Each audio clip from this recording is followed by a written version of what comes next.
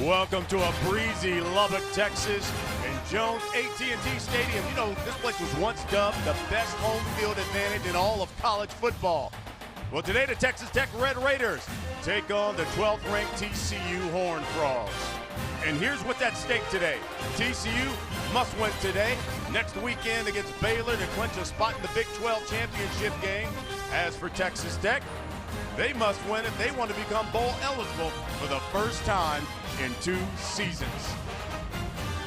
Hello everyone, I'm Brian Custer alongside my partner. He played 10 years in the National Football League, Ben Lieber. And Ben, both teams with a lot to play for, but TCU has come into Lubbock shorthanded.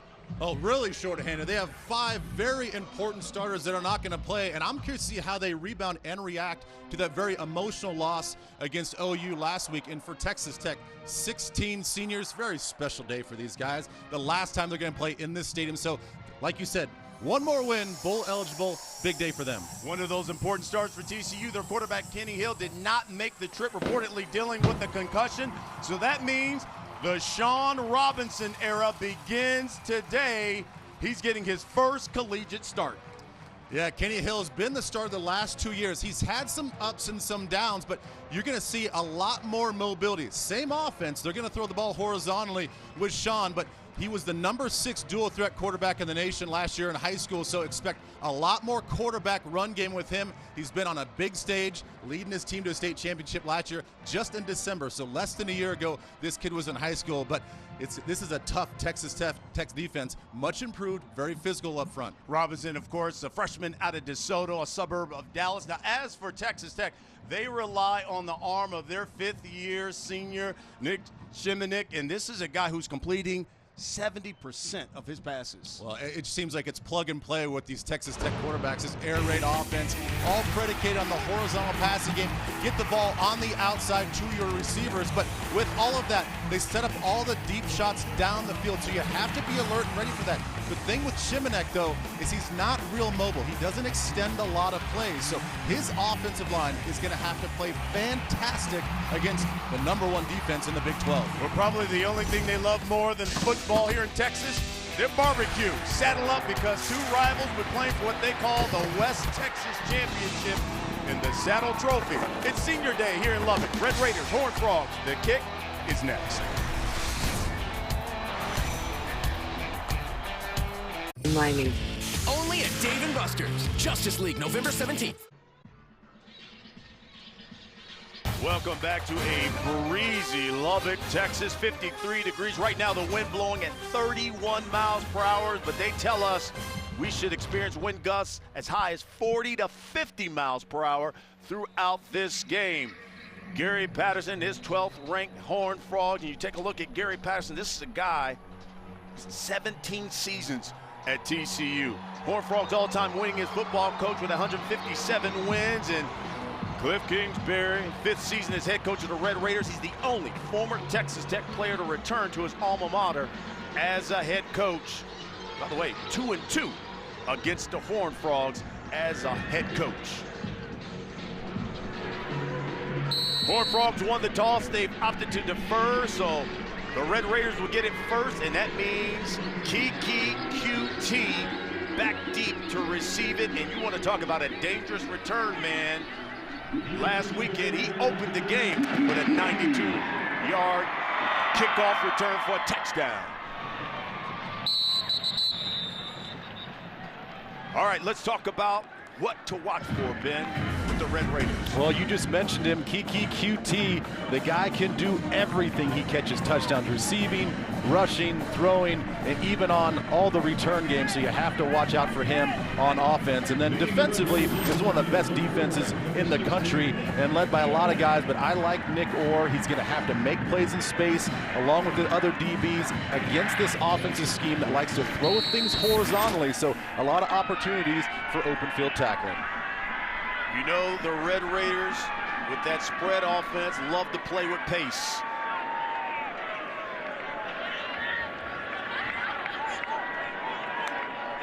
That's QT in motion. Justin Stockton gets the first carry. Stockton, good pickup of 6 yards. And once again, Shimonek, that Red Raider offense playing with pace.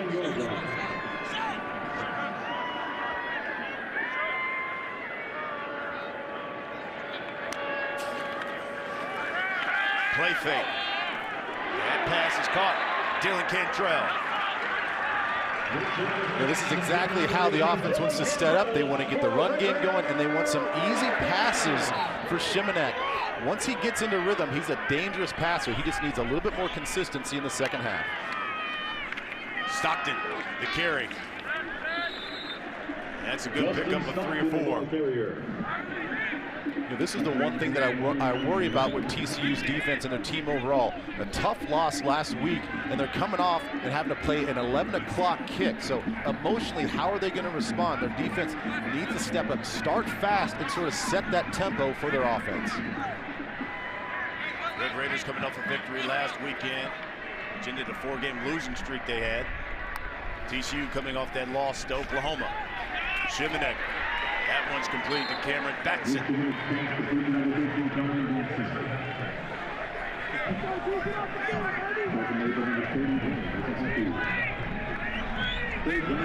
And you notice sometimes they'll mess, both teams are going to mess with tempo.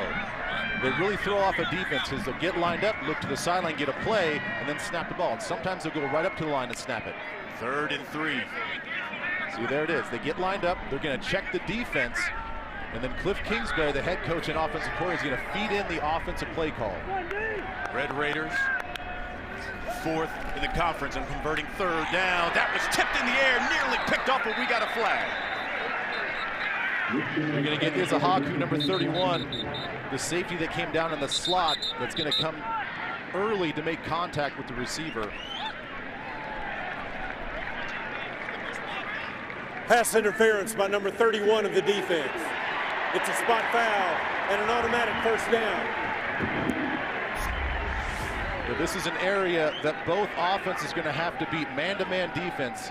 TCU very aggressive. They show blitzes from a lot of different angles. They blitz off the right side that time, play man coverage behind it. And the junior Izahaku comes in just a touch early and gives Texas Tech a first down. 73rd flag on TCU this season. That's the 4th most in the Big 12. Trey King has checked in the backfield. He gets the carry. King over that right side. Rico Evans with the tackle.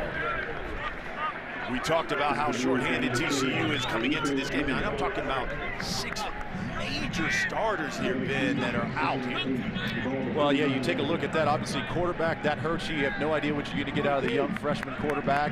And really, I think Jonathan Song, the kicker, that might be the biggest blow for this team, because in the games that he's missed, they have missed 8 field goals. And we all know that this game, this series, comes down to a few points here and there. And you factor in that win today, too. That's complete to TJ Basher. Basher about a couple of yards short of a first down.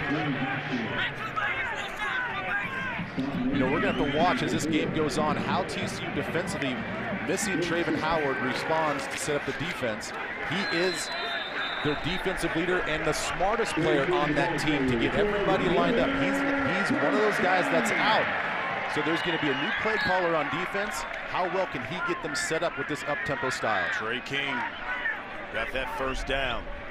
Red Raiders now in TCU territory. Justin Stockton has checked back in the backfield. Shimonek lines up his troops.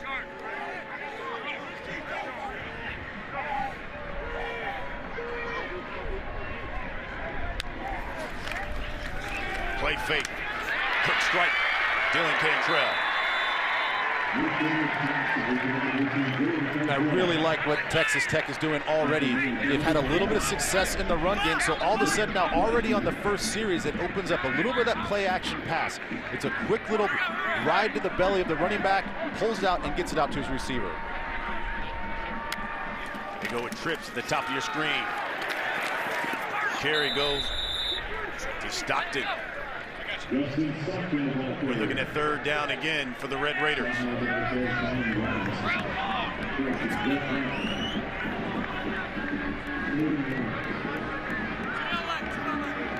Horned Frogs defense Best in the conference, stopping their opponents on third down. Stockton gets the carry. He powers his way for another first down. So Red Raiders again converting on third down, 2 for 2. Well, take a look. You'll see 41, Tyler Carr, going back across the formation after the snap. We were told yesterday in the meetings they expect a lot more pullers in this sort of game because they think they found some vulnerability to this TCU defense. So offensive line, tight ends in the backfield, a lot of action after the snap going across the formation. Batson swings it out to him, left side. He's out of bounds at the 23. Rico Evans pushes him out. You know, this is the one thing that is different about this Texas Tech offense this year compared to last year is you notice the tempo between the plays. That sort of stays the same, but they're actually more patient offensively. They're okay grinding out games and giving their defense a rest, so they're always looking for the deep shot. Stockton, the carry. And he is met by a group of Horned Frogs and may have lost one. Ross Blacklock. The first one to hit him. But check out this defense for TCU, finally getting a little bit of penetration up front. And you mentioned Blacklock, he's a redshirt freshman. They really went after some big bodies in the recruiting the last couple of years because they predicate themselves off of fast defensive backs and linebackers, but they still need some girth up front. And at 325 pounds, he's a big one. They call their up front guys the killer bees for TCU. We're going to have a timeout by the Red Raiders. 3rd and 5. Nick Shimanek and the Red Raiders looking at when we come back.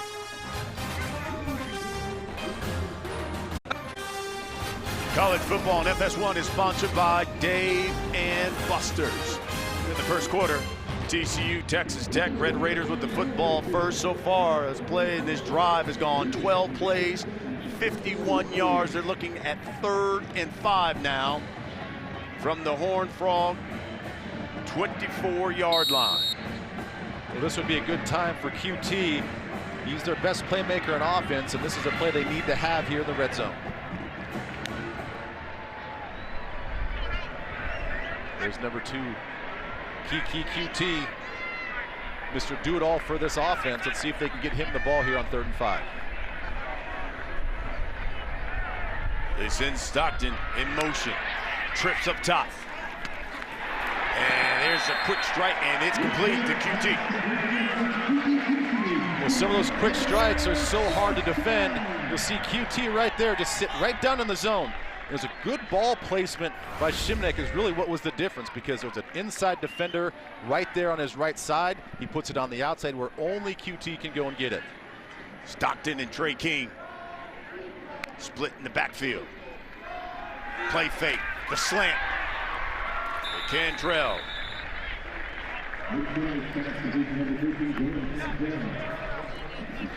We've gotten to that point in the red zone where the Red Raiders love to look to number 9, TJ Vasher, 6'6". So he's got a 7-foot wingspan. A 7'1" wingspan. That 1 inch, could make a difference in a situation like this in the red zone. But great young player, very tall, obviously a lot of range with his catch radius.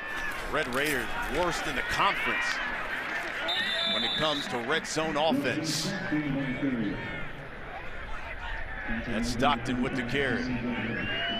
Well, and we all know that watching a lot of football that it gets really hard because the defense gets compressed. You see the safeties can now play down in the box a lot more, so the run game gets a little harder, the perimeter run gets a little harder, and then you have to be pinpoint accurate on a lot of passes. That's why it's so hard in the red zone to score touchdowns. Another 3rd down, 3rd and 3 here for Texas Tech. They have chewed up a lot of time here in the first quarter with this drive. The read option, Shimanek keeps it. And he's close. He looks like he's going to be just short of the first down. He's a Haku with the stop. It's something we don't see very often. A not real mobile Nick Shimanek. Keeping the ball right there. Here we go, 4th and 1. They're going to go for it, yeah. They're going to go for it. And a timeout by Texas Tech again. So Cliff Kingsbury wants to talk it over again. 4th and 1 is what they're looking at from the 9.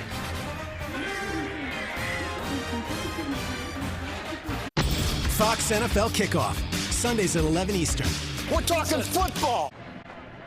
Welcome back to Lubbock. First quarter, Texas Tech, TCU. Quick look here at the Big 12 standings. And 12th ranked Horned Frogs sitting in 2nd place there, right behind Oklahoma. Texas Tech 2-5 in the conference. Red Raiders are victory today. They become bowl eligible for the first time in 2 seasons. And for the Horned Frogs, a win today, a win next weekend against Baylor. They clinch a spot in the Big 12 championship game. This is 4th and 1 from the 9. TCU, best defense in the Big 12. I would imagine a big boy quarterback just plow ahead on a quarterback sneak. Shimanek is going to keep it. And he falls forward for a first down. Will I try a little deception with the motion, but it's the right call with the right player in that situation. You didn't have very far to go, just a few inches to pick up that first down. Good push on the offensive line up front. So far this drive, offensive line has played fantastic.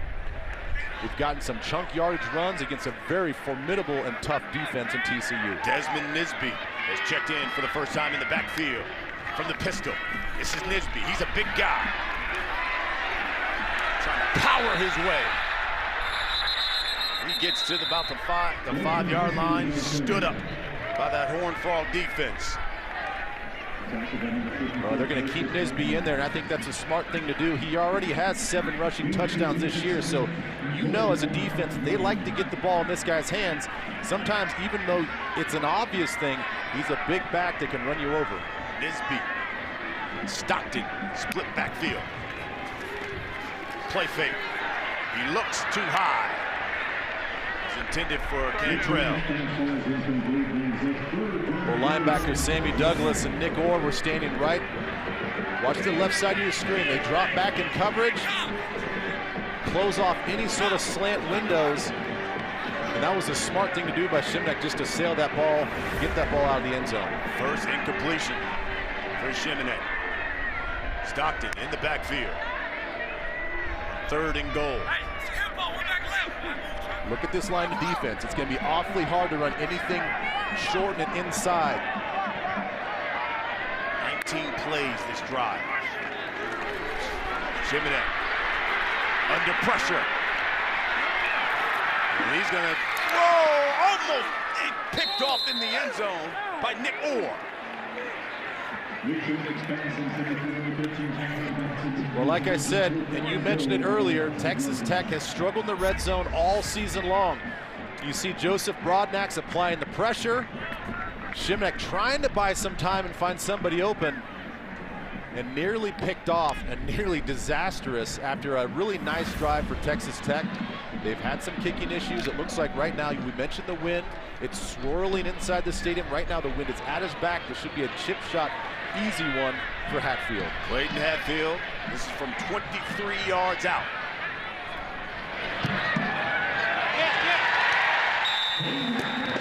It's good. The Red Raiders on the board first. 3-0 to score here in the first quarter.